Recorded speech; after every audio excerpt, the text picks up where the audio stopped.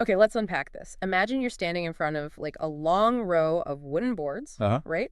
Lined up side by side. Uh-huh. But they're all different heights. Now, picture picking any two of these boards, any two at all, Okay. Got it. and using them as the sides of, well, a container.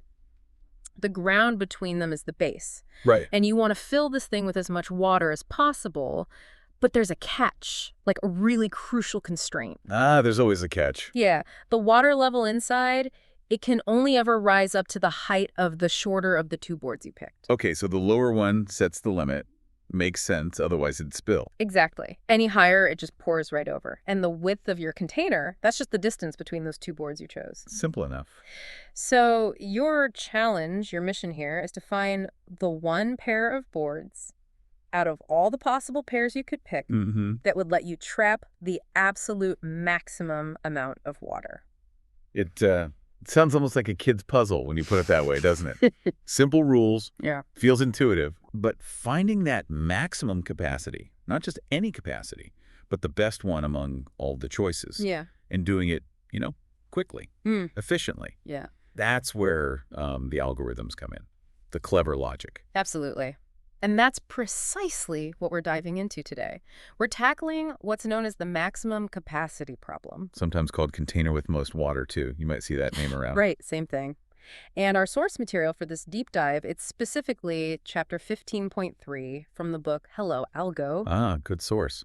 They use this problem as a really nice illustration of a specific technique. They do. So our goal for this deep dive, it's ambitious maybe, but clear. We want to walk you through this whole problem so thoroughly, Yeah, really get into the nuts and bolts. with enough depth, enough clarity that you don't just hear about the solution, you really get it. You understand it. Right. We want to explore exactly what the problem's asking, see why the obvious first thought isn't always the best, especially when things get big, and then really uncover this much smarter, much faster way, a greedy algorithm that just nails it. Yeah, we want you to walk away from this with a grasp that's solid, like really intuitive, so you'll actually remember the core ideas, that aha moment of the efficient solution for a long, long time. Think of it like laying down bedrock, Yeah. For this classic problem. We want this understanding to last. Sounds like a plan. So let's build this up layer by layer, starting with just getting a crystal clear picture of the problem setup, just like the text lays it out. Yeah, okay. What exactly are we given to start with? So the problem gives us an array. We'll use the name from the text, HT. Okay. Yeah, HT. And this array, it just contains numbers, non-negative integers. Got it. And each number in this array, say HTK, it represents the height of one of those vertical partitions, one of those wooden boards we were picturing. Okay. So the numbers of the heights. Exactly. And you imagine these boards are lined up side by side along some horizontal line. They have indices, 0, 1, 2, up to N1, Right. where N is just the total number of boards. So if HT was like 18625, you'd picture 5 boards with those heights standing next to each other. Precisely. That's the input. Yeah. Just a list of numbers representing heights. Okay, simple input. Now the problem says any two of these partitions can form a container. Right. Any two. So you pick one, say at index I, and another one at index J. Yeah. And we assume I is to the left of J, so I is less than J. Okay. The space on the ground between index I and index J, that's the base of your container. Got it. So if my array HT has maybe 9 elements, so indices 0 through 8, and I pick the board at index 1 and the board at index 7. Yep. Those two specific boards are the sides. The base runs from 1 to 7. Exactly. And the next critical step, the really key part, is calculating the capacity of that specific container, the one made by I and J. Capacity, which is the area, right? Yes, defined as the area. Height times width. Okay, height times width feels fundamental, but how do we get the height and width for this specific container, the one from HT and HTJ? Let's do width first. It's easier. If your partitions are at index I and index J, and I is less than J, the distance between them is just Ji.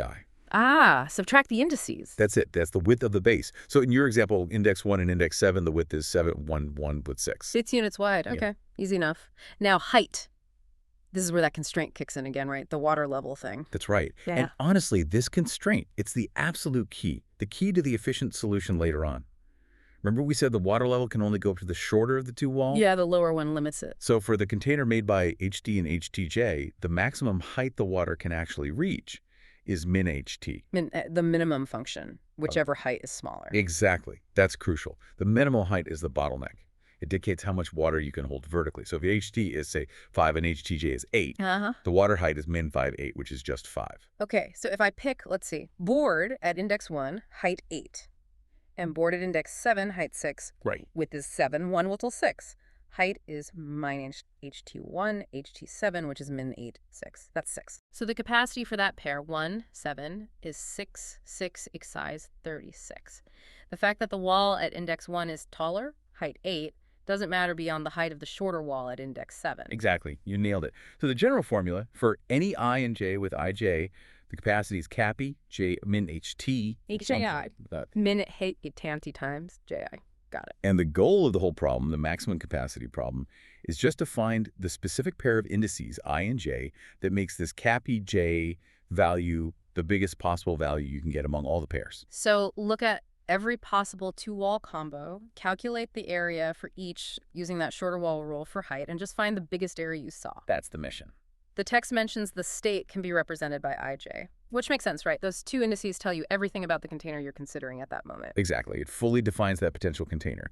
And figure 15 to 7 is in the source material. It's really helpful here. Right. It shows an example array visually, and then it draws out the containers for different IJ pairs, shading in the water level. Yes. You actually see it stopping at the shorter bar. Ah, that visual connection is good between the numbers, the chosen bars, the width, and how that water level really is limited by the minimum height. Yeah, it makes it really concrete. You instantly see why that shorter wall is the limiting factor. It really anchors the concept. Okay, so once you get the concept, the first thing you'd probably think of is, well, just do what the goal says. Calculate the capacity for every single possible pair of boards and just keep track of the biggest one you find. That's the brute force approach. It's straightforward, totally logical, and importantly, it's guaranteed to find the right answer. Why guaranteed? Because you're literally checking every single possibility exhaustively. You can't miss the maximum if you check them all. Okay, fair enough. So how many possible pairs are there if we have, say, n partitions, n boards? Right. If you have n partitions and you need to pick 2 of them to form a container, we need an I and a J, where I is less than J. The number of ways to do that is given by combinations, n choose 2. Oh, right. CN2. Yeah, or CN2. And the formula for that simplifies to n, n1, 2. And N1, 2, okay. For practical purposes, when n gets large, that's roughly proportional to n squared, n2. So if I have a small number, like 10 boards, that's 10, 9, 2. 45 pairs, that feels doable. Yeah, 45 checks, no Yes. problem. What about 100 boards? So 199, 2. That's 400, 950 pairs. Still seems okay, maybe. Getting up there. Right, but what if n is 1,000 or 10,000? Or, data sets often have 1 million items these days. Ooh. Okay, wait. 1,000 boards. 999, 2. That's like 500,000 pairs. Roughly, yeah. And for 10,000. 10,002 is around 50 million pairs. 50 million. Wow, and 1 million boards. 1 million squared is 1 trillion. So 500 billion pairs, roughly. 500 billion calculations. Okay, yeah. My laptop would not be happy with it. Exactly. See, the brute force approach, how you'd code it, typically involves nested loops. Nested loops, like one loop inside another. Right. An outer loop picks the left partition, I, maybe from 0 up to n2. And then an inner loop picks the right partition, j, starting from just after I, j, plus 1 up to the end, n1. So the inner loop always looks to the right of the outer loop's position. Precisely. And inside that inner loop, you do the calculation, Medici, HTJ, JJ. Okay. That takes constant time. Then you compare it to the best you've seen so far and update if needed. But because the inner loop runs about n times for each time the outer loop runs, which is also about n times, that's where the NN comes from. That's exactly where the ON2 time complexity comes from. ON2, big O notation. I know that tells us how the runtime grows as the input size n grows. And N2, well, it grows fast, very fast. It really does. An ON2 algorithm might be fine for, a few hundred items, maybe even 1,000 if the operations are super fast. But once you hit tens of thousands, hundreds of thousands, millions, forget it. It becomes unusable. Pretty much. A calculation that takes milliseconds for small n could suddenly take minutes, hours, days, even years, if n gets big enough with ON2. So brute force works. It's correct, but it's dumb. Just computationally hammers away at the problem. Exactly. It lacks finesse. Yeah. It checks everything. Even pairs that maybe we could figure out aren't going to be the maximum without explicitly calculating them. We need a smarter way. We need to somehow skip checking a lot of those pairs, but do it safely, without accidentally skipping the best pair. And that brings us to the core insight, the more efficient technique, the greedy algorithm. Greedy. Okay, I've heard the term, they make the best choice locally, right? Hoping it leads to the best overall. That's the essence of it. Make the choice that looks best right now, at this step, based on some rule, and hope that sequence of best now choices adds up to the globally best solution. For this maximum capacity problem, there's a really elegant greedy strategy that does just that. How do we even start thinking greedily here? What's the best local choice when we're trying to maximize this capacity area? There are so many pairs. Yeah. The intuition, it starts by thinking about the widest possible container. Widest. You mean the two ends? Exactly. Let's set up 2 pointers. A left pointer, call it I, starting at index 0, the very beginning. Okay, IO. And a right pointer, J, starting at index N1, the very end. JON1. Got it. So they're as far apart as possible. Right. The container formed by these two, HTA and HTJ, is our starting point. It has a maximum possible width, right, which is N1. Okay, so we look at the two outermost walls first. Calculate their capacity. Men HT0, HDN1, and Nash10. That's our first candidate for the maximum value we're looking for. Exactly. We calculate that, store it as our current best result found so far. Now comes the greedy decision. We need to move one of the pointers inward to narrow the search. Right, because we've considered this widest pair. We could move I 1 step right to I plus 1, or we could move J 1 step left to J1. Which one should we choose? How do we decide? This choice has to be guided by that key constraint we keep coming back to. The shorter wall. The bottleneck. That's the one. We need to leverage that fact. Let's think about our current container, formed by IJ. Okay. Let's just assume, for a second, that the wall at index I is shorter than the wall at index J. So HTJ. Okay. Left wall shorter, right wall taller. This means the height of our current container is HTI, right? Yeah. The minimum. And the capacity is HTI. Makes sense. The source materials figure 15T8 is good here. It visualizes this state.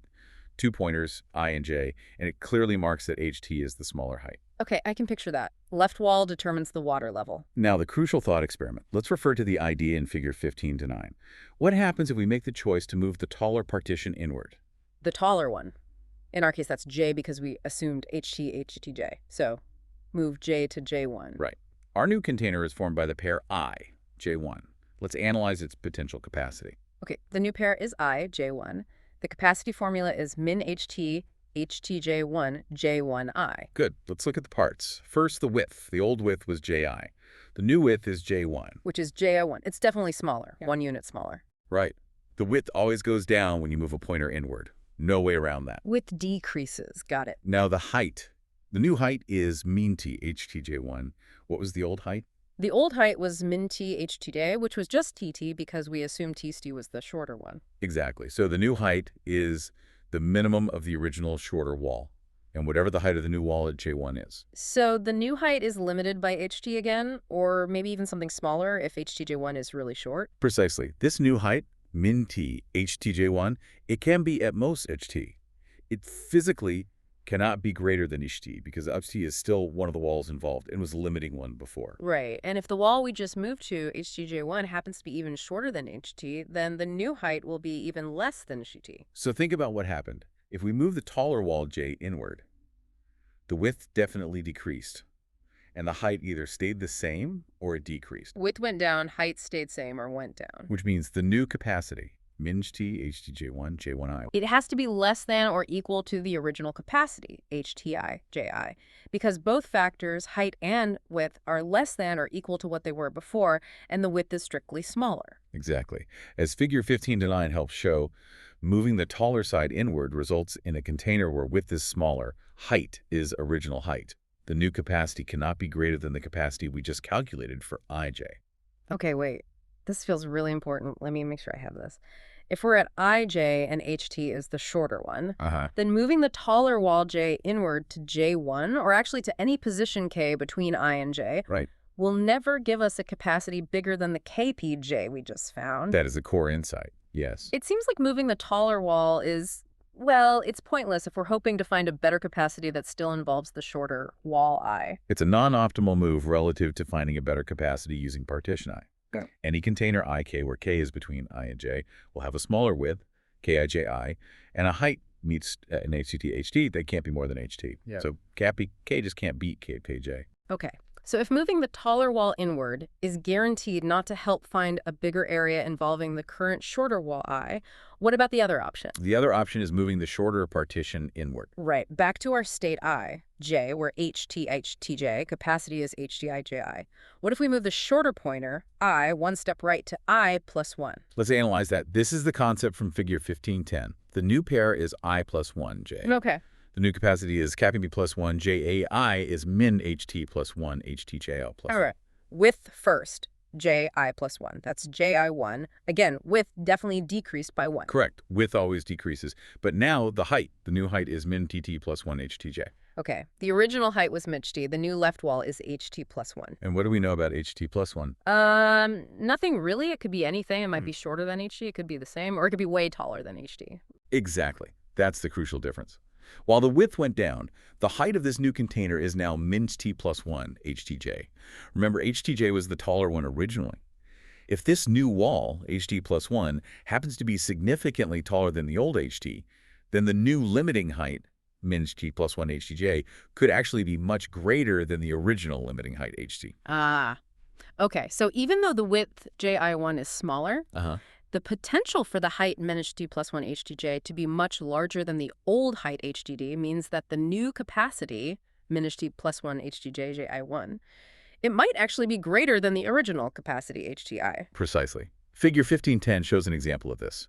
Moving the shorter side inward reveals a much taller new wall, and even though the width shrinks, the huge increase in height leads to a bigger overall area. So moving the shorter pointer inward, it preserves the possibility of finding a bigger container, because the new wall you bring in, HT plus 1, might be tall enough to overcome the width reduction. Yes. Whereas moving the taller pointer inward was guaranteed not to improve capacity from the current pair IJ, because the height was already limited by the shorter wall age and the width only got smaller. This is it. This is the greedy insight from any configuration IJ. Yeah. 1, calculate the capacity, update your overall maximum if this is better. Right. 2, compare the heights HT and HTJ. Okay. 3, if HTJ is shorter, move I inward, I plus 1. 4, if HTJ is shorter, or they're equal, move J inward, J1. Yep. Because moving the taller one is basically a dead end for finding a better capacity that uses the current shorter wall. But moving the shorter one is the only way you might introduce a new taller boundary that could lead to a larger area overall. That's the logic. It's beautiful, isn't it? Yeah. You eliminate the side you know for sure won't help from this configuration, and you explore the side that just might, Yeah. and you just keep track of the best you've seen along the way as you shrink the window. It's like you're pruning the search space intelligently, discarding the less promising option at each step based purely on that shorter wall constraint. Okay, I think I have the intuition now. That feels solid. Good. So let's walk through the exact steps. How does this translate into an algorithm, like the actual process, maybe referencing figure 1511 from the book? How do we implement this? Okay, yeah, the implementation is surprisingly straightforward. Good. Step 1, set up the pointers. Initialize an integer, I to 0, the leftmost index, and initialize an integer j to n1, the rightmost index, and is the number of partitions. I0, JN-1, start Y. Step 2, we need a variable to hold the answer to the maximum capacity found so far. Let's call it res. Initialize res to 0. That's a safe start. Some capacities can't be negative. Res. 0, 0. Okay. Step 3, the core of it is a loop. We keep going as long as the left pointer I is strictly less than the right pointer j. So while ij... Loop until they meet or cross. Exactly. Step 4, inside the loop for the current I and j, first thing is calculate the capacity of this container. Cap, mid-nuts j, htj, ji. Calculate the current area. Step 5, update our overall maximal. Compare this cap with res. A cap is bigger, res becomes cap, so res is max. Res is cap. Always keep the best seen so far. Res max S cap, got it. Step 6, now the greedy move. Compare the heights, HTI versus HTJ. Okay. Step 7, if HTI is less than HTJ, the left wall is shorter. Our rule says move the shorter one, so increment II, it'll I plus 1. Move left pointer in if left wall is shorter. Step 8, otherwise meaning HTJ is less than or equal to HTI, the right wall is shorter, or they're the same height. In this case, our rule says move the shorter one, or either, if equal. So we move the right pointer inward. Decrement JJ equals J1. Move right pointer in if right wall is shorter or equal. The source figure puts the equal case here too. Yeah, that's a common way to handle the tie. It works because if they're equal, moving either one shrinks the width. The new height will depend on the wall that remains and the new wall you move to. Moving the designated shorter or equal pointer, each to in this case, fits our proof intuition. You're moving the boundary that limits the current capacity. Makes sense. So you always move the pointer of the wall that's limiting the current height, or either if they're equal. Precisely. Step 9, that's the end of the loop body. It just repeats. Go back to step 4. Calculate capacity for the new ij. Update res, compare heights, move the shorter pointer. Keep doing this until the loop condition ij fails. Which happens when I becomes equal to j, or maybe even passes j if n was small. Right. Step 10. Once that loop terminates, the value stored in res is the answer. It's the maximum capacity found across all the pairs considered by this process. Wow. That really is a clean set of steps. Start wide, calculate, update max, move the shorter pointer in, repeat. That seems much simpler than nested loops. It is. Can we maybe trace a super quick example just to see the pointers move? Let's use that array from the book's diagram. HT equals 186254837. Yeah, good idea. Let's trace 186254837. So N9, indices 0 to 8. Okay. Indices 0 to 8. 1 init I equals 0, j equals 8. Res equals 0. 2. Loop 1, mirrored. Pair 0, 8. Heights HT0, 1, HT8, 7. Pair min height min 1, 7, 1. Pair width 80 0 8. Capacity 1, H equals 8. Pair update res is max 0, 8. Compare HT0, 1, HT8, 7. Left is shorter. Compare move I. Now I was 1, j equal 8. Okay, first step done. Yeah. Res is 8. Pointers are at 1 and 8. Loop 2, 1, 8. Pair 1, 8. Heights HT1, HT8, 7. Pair min height min 8, 7, 7. Pair width 8, 1, 1, 7. Pair capacity 7, 7, 49. Pair update res is max 8, 49. Compare HT1, 8, HT8, 7. Right is shorter. Compare move j. Now I, 1, j is 7. Nice. Res jumped to 49. Pointers at 1 and 7. Fort loop 3, 1, 7. Pair 1, 7. Heights HT1, 8, HT7, 3. Pair min height min 8, 3. Pair width 7, 1, 1, 6. Pair capacity 3, 6, 18. Pair update res max 49, 18. No change. Compare HT1, 8, HT7, 3. Right is shorter. Compare move j. Now I, 1, j, HT6. Okay, capacity 18 wasn't better. Res still 49. Pointers at 1 and 6. Yeah. Loop 4, 1, 6. Pair capacity 8, 5, 41. Pair update res max 49, 49. No change. Compare HT1, 8, HT6, 8. They're equal. Our rule moves j. Compare move j. Now I, 1, j equals 5. Still 49. Pointers at 1 and 5. And we just keep going like this, right? Exactly. Next pair, 1, 5. Calculate capacity, update res if needed. Compare HT1 and HT5, move the shorter pointer, Right. and so on. The pointers keep marching inward. Until I meets or passes j. Yep. And whatever value res holds at the end, that's our maximum capacity. Okay, tracing that out makes it super clear how the process works. You can really see the pointers converging and res holding the best value encountered on that specific path. And the source, as you mentioned, gives code examples. So you can see this exact logic in Python, C++, Java. Makes it easy to implement. Right. So we know how it works now. The big payoff question. Yeah. Why is this so much better than that ON2 brute force? What's the efficiency gain? Ah, this is where the magic really shines. Hmm. Let's talk time complexity. Okay. We start with I is 0, j at n1. Inside that while ij loop, what do?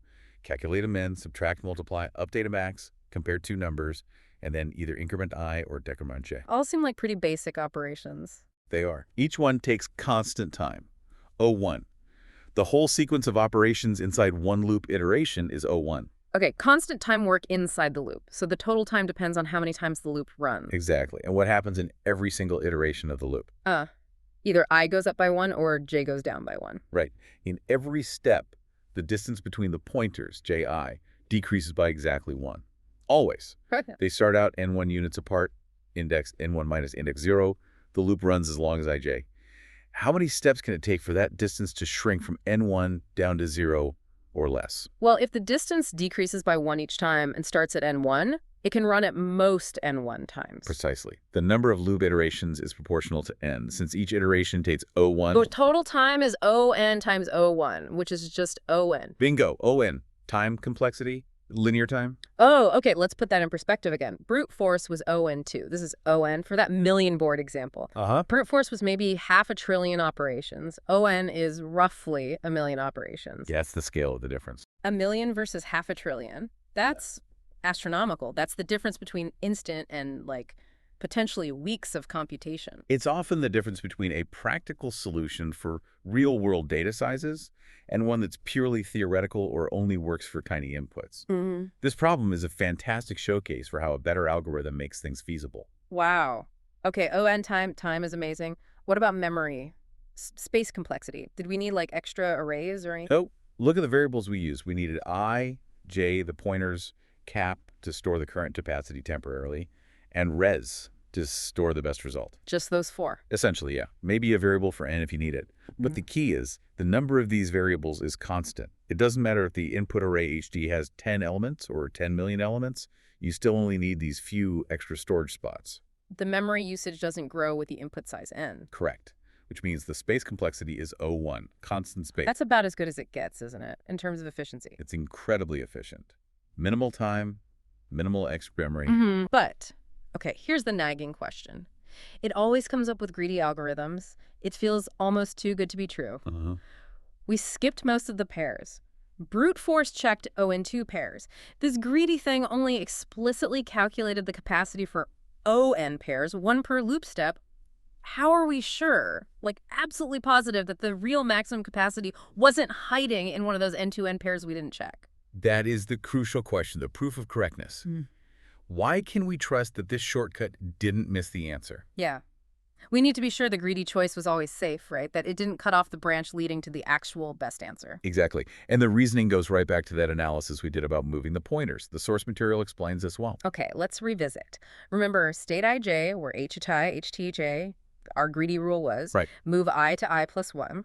By doing that, which pairs did we decide not to explicitly calculate? We decided not to calculate the capacity for any container that used the original partition I paired with any partition between I and j. So pairs like I plus 1, I plus 2, all the way up to I, j1. Exactly. Those are the skipped states that figure 1512 in the book highlights. It shows the pairs involving that original shorter wall that our greedy algorithm doesn't check after moving I. Right, and those skipped pairs, those are exactly the ones we would have gotten if, starting from I, we had kept I fixed and instead moved the right pointer j inward step by step towards I. Precisely. And what did we already prove about doing that? About moving the taller pointer j inward from state ij, where HTI was shorter? We proved that the capacity Kp, k for any k between I and j, couldn't be greater than the capacity Kpj that we just calculated right before deciding to move I. Correct. We showed Kp, Kpj, because the width Ki was smaller than Ji, and the height Minchi HTK was at most HTI. So every single one of those skip states, Ik for Ikj, is guaranteed to have a capacity less than or equal to Kpj. Yes. And we did calculate Kpj, and we used it to update our running maximum res. Ah, so this is the safety argument. By moving the shorter pointer I to I plus 1, we are safely ignoring all potential containers that use the original I with partners closer than the original j. We know none of those could have been better than Kj anyway. Exactly. We aren't missing a maximum capacity that involves the partition I paired with some k closer than j, because we've mathematically shown those capacities are bounded by the Kp j we already checked. So if the true overall maximum capacity did happen to involve partition I, the best partner for it must have been the j that gave Kpj when HT was limiting, or maybe some other partner j further out where HTJ was limiting, in which case we would have moved j inwards eventually, but pairing I with anything closer than j wasn't going to beat Kp. That's the logic. The states we skip by moving the shorter pointer are guaranteed not to hold the capacity involving I. That's better than the one we just saw. Kp. So the only way to potentially find a new maximum, something better than Kpj, is if the next configuration we look at, I plus 1j, somehow allows for a taller limiting height. Which can only happen if the new wall HT plus 1 is tall enough. And that potential for a taller limiting height only exists if we move the pointer of the shorter wall. Moving the taller wall guarantees the height constraint stays the same or gets worse. Exactly. The greedy choice, move the shorter pointer, is the only choice that keeps alive the possibility of finding a greater capacity in the future by potentially increasing the height bottleneck, even as the width shrinks. The proof shows the other choice, move taller pointer, is unproductive from the current state and can be safely pruned. Wow. Okay, that closes the loop. The proof connects directly back to why we made that specific move. It wasn't just a heuristic.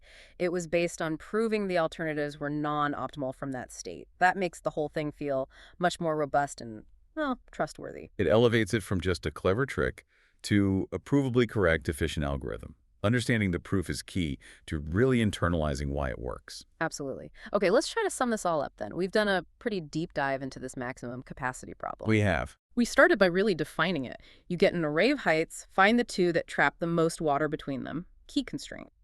Water level is limited by the shorter of the two heights. Then we looked at the obvious way. check every single pair. Brute force. We saw that's ON2, time complexity. Correct. But way too slow for large N. Then we uncovered the elegant, greedy solution. 2 pointers, I starting at the left end, J starting at the right end. The core insight driving it was realizing that capacity is bottlenecked by the shorter wall. And crucially, moving the taller wall inward from any given pair I, J can never increase the capacity if the shorter wall stays the same. Which led directly to the greedy rule. At each step, calculate the capacity for the current IJ, update the maximum res you found so far, then compare HT and HTJ. Move the pointer belonging to the shorter wall inward. You just repeat that. Calculate, update, move shorter pointer until the pointers meet or cross. The result. Ugh. A stunning ON time complexity because the pointers sweep across the array just once. And O1 space complexity, using only a handful of variables. Huge improvement. And, critically, we walked through the proof of correctness. We established that this greedy strategy is safe. It doesn't miss the optimal solution. By always moving the shorter pointer, we're discarding states that we proved couldn't possibly yield a capacity better than the one we just checked from that configuration.